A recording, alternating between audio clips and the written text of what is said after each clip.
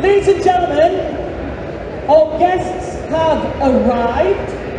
Now, who's a fan of Marvel? Who's a fan of DC? Who's a fan of comic books? Then you're the right panel.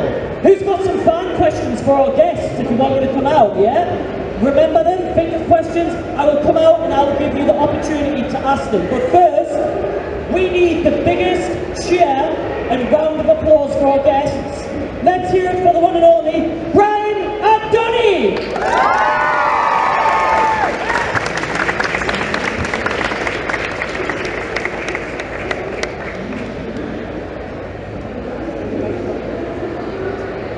Hi. Hey.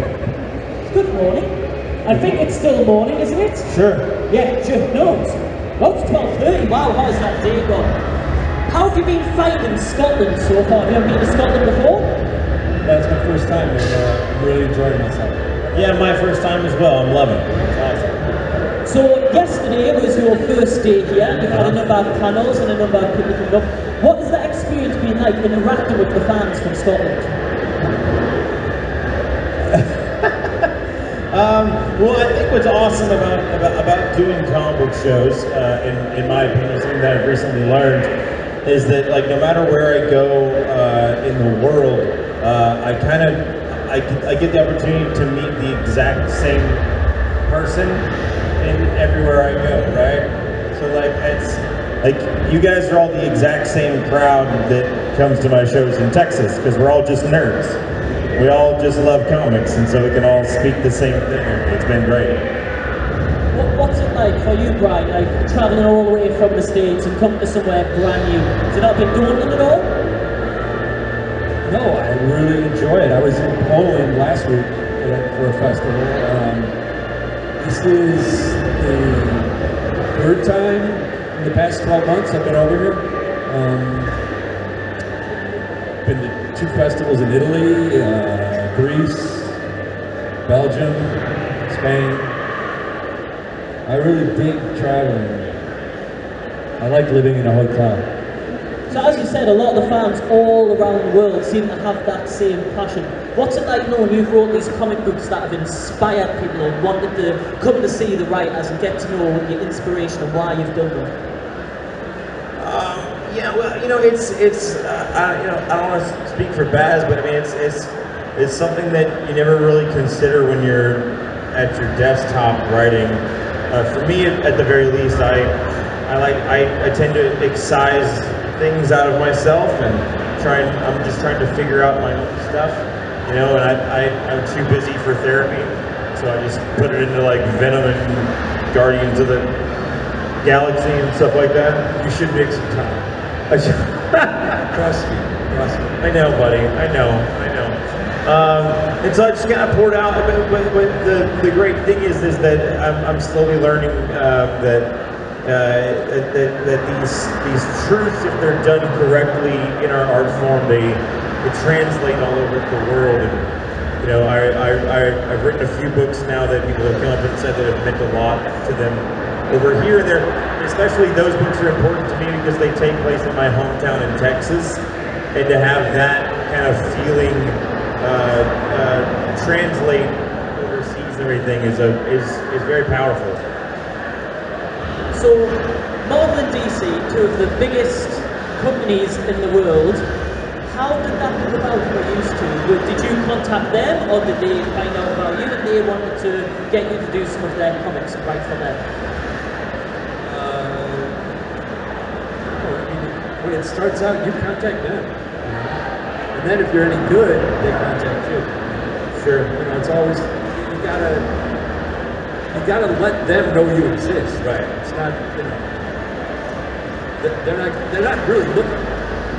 Yeah, that's the thing is that, you know, editorial at the big 2, their jobs kind of hinge on different things than our jobs do. Our jobs kind of hinge on how well we can turn things in, how well we accomplish that book, you know. Editorial's jobs kind of rise and fall based on deadlines and how fast they can get things through. So unfortunately, they don't have as much time as you would think to go out there and research who's doing a good job, and so at a certain point, you have to go out and start making your own comics. And I always compare them to the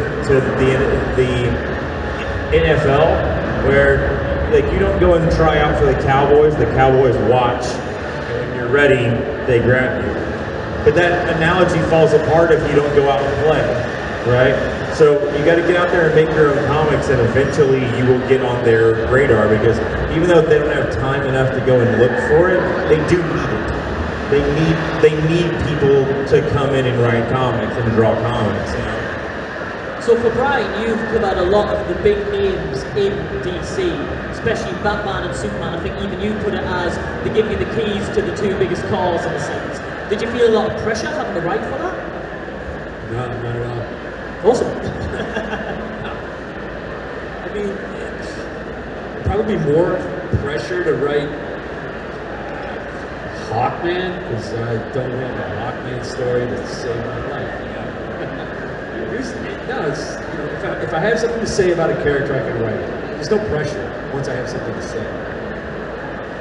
Well, what about you, Donny? Is there any sort of Marvel errors? For example, Guardians is coming out very soon, I believe. Again? Guardians is coming out very soon as well. Yeah. Do you feel a bit of pressure on top of that because of the Guardians films at all? No.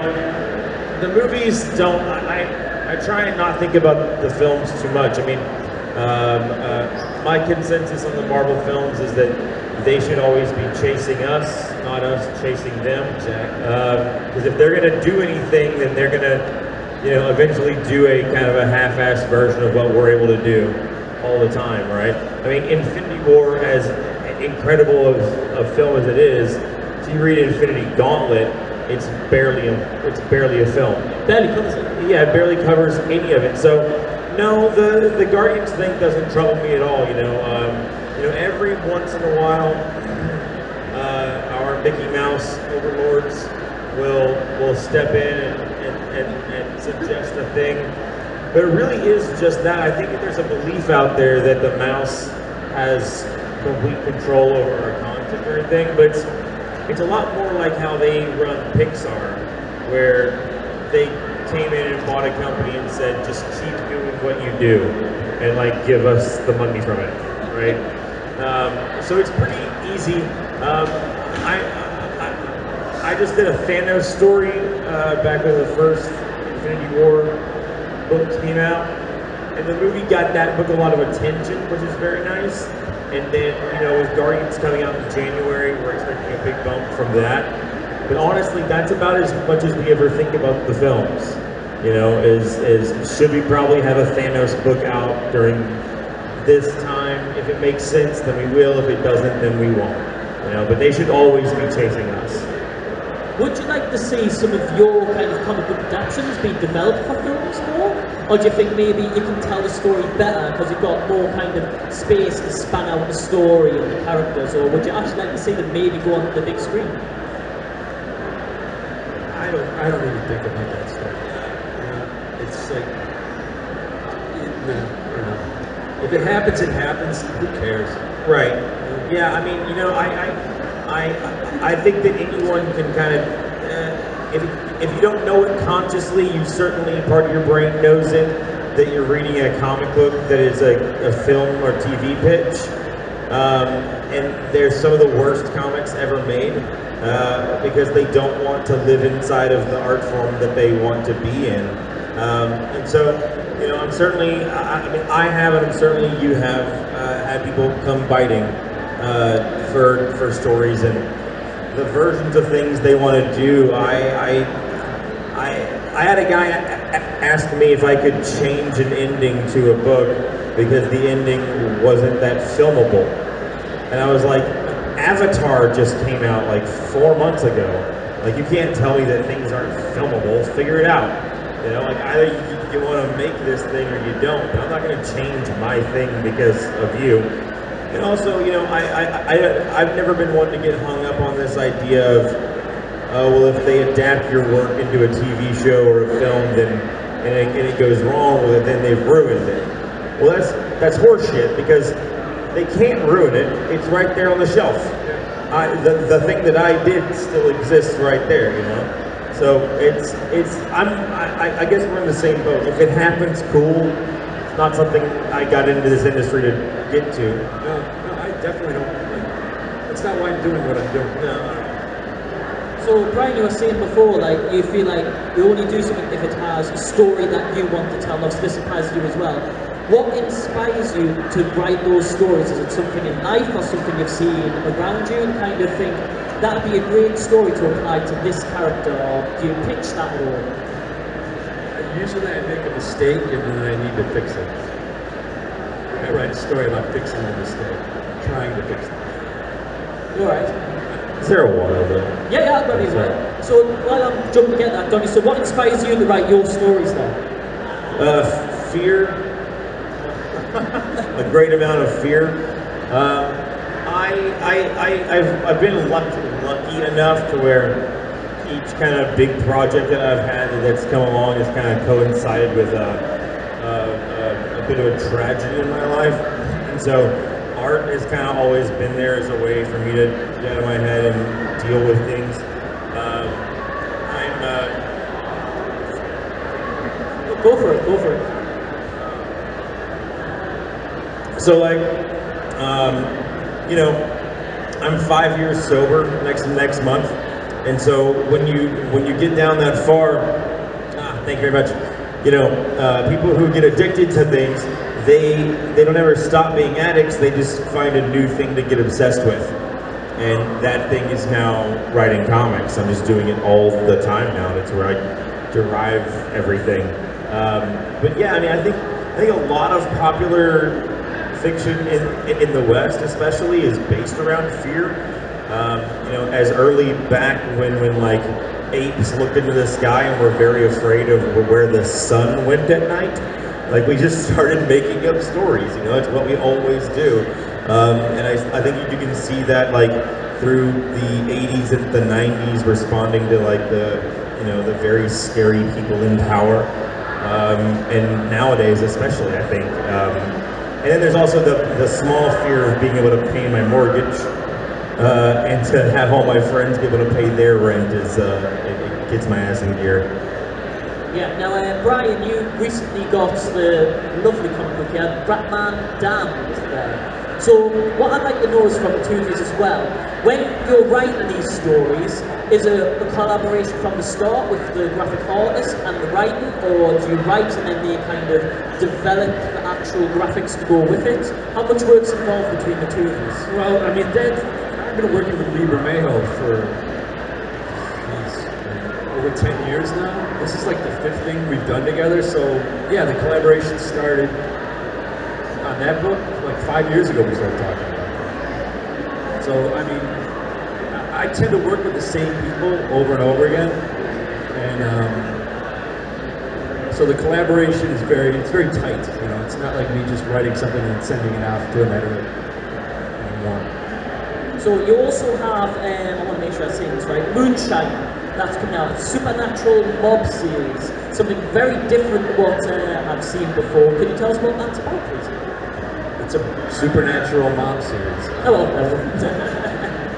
So with werewolves and an alcoholic who suffers blackouts and a werewolf, and is it the same guy? It's kind of an allegory. I gotta tell you, I'm doing a book right now at Skybound. You and I launched around the same time, and mine's called Redneck, and it's about a whole bunch of like, East Texas vampires just trying to get by. And I just love that you and I both picked like horror puns for our southern monster stories. And I was furious at you. I was like, damn it, why didn't I get the Moonshine? It's brilliant. do you have anyone that's ever, seeing you've talked about that, very similar, is anyone that's ever inspired you and made you think, oh, I wish I could do something similar, or kind of motivated you to keep going with it? No, I tend to appreciate what other people do. I don't get too jealous of them. It's like, has there been an idea like that somebody had? Is that what you're asking me? It's like, oh man, why didn't I have that one? Redneck's pretty good. Thanks, buddy. Thank you. What about you, Donny? Has there been anything that's I'm trying to think. You know, I think almost on a monthly basis, Jason Aaron does something in an issue that I just get furious about. I steal from Jason Aaron as much as humanly possible. If I buy a stack of comics every week and Southern Bastards or Thor is at the bottom of that stack, I have to wait until I'm done with everything I'm doing that day before I touch them, because I'll read it and just be like, well, screw you. You guys are so good, you know?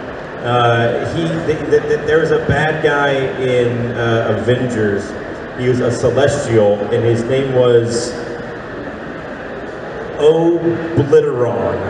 And I was like, Obliteron? Damn it, that's a good name. I was so mad that I didn't get to Obliteron first. Shit like that. So do you have to be very careful in sort of topics you cover as about Marvel or DC, kind of when you're kind of veering in the wrong direction, or because of the status that you're using now, because you're two of the biggest comic book writers now in the world, did it give you a bit more kind of leeway on the kind of journey that you want to take the story? Well, I wanted to put Batman's penis in this issue, but they wouldn't allow me at all. Brian? Yeah, I get a lot of leeway. Yeah, it seems like you got carte blanche over there, buddy. Yeah, I mean, you get to a certain point where they trust you, you know? And you're getting gigs based on what you can do with it. You know, they want you. Yeah. At a certain point. I think we're both in that position. Yeah, I mean, to a scary degree. Like my tenure in Marvel has not been that long, but you know, I read a book called Venom over there, and we're doing all these quarterly kind of like standalone issues that kind of tie into the main story. And the first one I pitched in the room, I didn't pitch it as a solo story. I was just kind of laughing, and I was like, what if we did, like, Nick Fury got a bunch of symbiote soldiers and he put them in the jungle, and he was like mind controlling them. They were like hunters, and then they got away from him and they dug their own tracker out. And so Nick Fury has to go and get Wolverine and go into the jungle and track them all down. And my buddy was like, so you want to do Predator? And I was like, yeah, I kind of just want to do Predator. And then Jason Aaron from across the room goes, is it in Vietnam? And I was like, yeah. He goes, you have got to name that Vietnam. And I was like, done. And that's as easy as things actually get approved over there. Like, we're all just 12-year-olds in a room, and then someone goes, green light.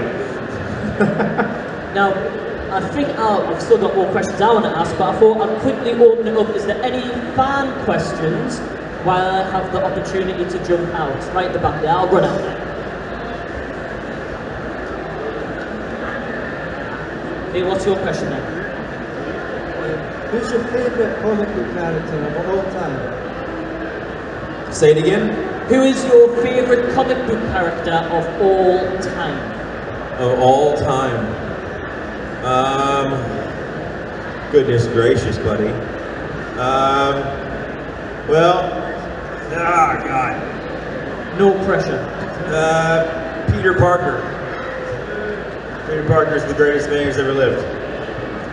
What about you, Brian? Do you have a preference? Sergeant Rock. I believe there's a follow-up question as well. Would you want to write for them? I did. I'll never do it again. Would you like to write for what? The character. Sorry, you've done Spider-Man, right? I've written a little bit of Spider-Man, yeah. The only character I've ever written that I was a fan of when I was a kid is Sergeant Rock. And I will never do it again. I will never write a character that I'm a fan of. Ever again. Yeah, why? It's too soft. I have too much reference. So I was thinking about that. I think Dan Slott has this quote to be when taking over Spider-Man, that it is a difficult job because in order to effectively write Spider-Man, you have to be Peter's worst enemy. and you have to be as absolutely cruel as possible to like this kid you grew up with, you know? No, he's right. He's right. I mean, I think, and I'm only speaking for myself, but being a fan and writing the character, it just didn't work for me. You know? I'm happy with how it turned out, but it was a struggle. It was great to work on, and working with Joe Kubert, who was like the Sergeant Pop artist, who I was a fan of as a kid. So it was like double whammy on that thing. Awesome, we have a question right at the front here. For Brian, with Future's End, the amount of characters and various versions of them in the two universes coming together, how big a challenge was that with it being such a big series and the amount involved, and how did it compare to what you'd done before? Well, that's something I'll never do again, too. That was just, I wanted to try it, and the other people that were I was working with, it's like, man, I got nothing in common with any of them. This ought to be interesting. So it was an experiment, and you know, it was good, but it's taxing, man. Right now, a weekly book like that, there's no time to actually contemplate what you're doing. You're just doing it, and you hope people like you like it. I assume you enjoyed it as well? Yeah. Any more fan questions there? Well, up and about. Right next to us, that makes it easier. Yeah, this one's for Brian. How did you get introduced to Lee? How did you find out about his artwork? So, how did you get introduced to Lee and find out about his artwork? How did you get introduced to Lee? How did you find out about his artwork? Lee Bermejo. Yeah. Jim Lee introduced us. Lee was working at Wildstorm when Jim was running that studio, and Jim had been trying to get me to come over and do some stuff at Wildstorm, and he saw what Lee was doing, and he thought Lee and I would be a good team. Awesome, right. Any more fan questions? Oh, brilliant, Constantine here. How are we doing? For Donny, how did you get the Doctor Strange gig? How did you get the Doctor Strange gig? How did I get Doctor Strange? Well, last June, I got a call from Jordan White, who's the editor of Thanos over there, and I was actually Jordan's intern for a while in 2010. Not that that actually helped me at all. I mean, my internship was at 2010, and this was last year, so I still had to go out there and prove myself, you know. But Jordan called me and asked me if I would like to take over Thanos for them. And that was a huge deal for me because Jim Starlin is such a huge icon in my life. And so I had written 2 issues of Thanos, and during that time, Marvel offered me a few other books. They offered me Iron Fist and Cable, Shang-Chi, and a few other ones. And none of it felt right at all. And then the writer who was supposed to be taking over Doctor Strange from Jason Aaron, he had some life things kind of go down. And so I got a call one day and they said, hey, do you want to do Doctor Strange? And I was like, yeah. And they're like, can you give it to us on Monday? And I was like, sure. And my cat had just died like 2 days prior to that, so that's why Doctor Strange is a vet, and that's why there's so many dead animals in it, because I just didn't have time to process, so I put it in there. Yeah, it was a great gig. I'm hoping to come back to it someday. Unfortunately, I've just realised we've actually run out of time. However, if you do have any more questions for the 2 of them, they are literally just through the walkway there. Go across to the booth, get some signatures, speak to them about the comic books and everything like that. I'm sure he's quite happy to do that for the rest of the day. But I think we need a big round of applause for Donny and Ryan.